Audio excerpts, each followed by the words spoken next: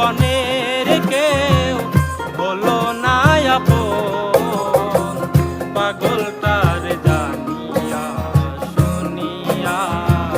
শুনিয়া আমি এক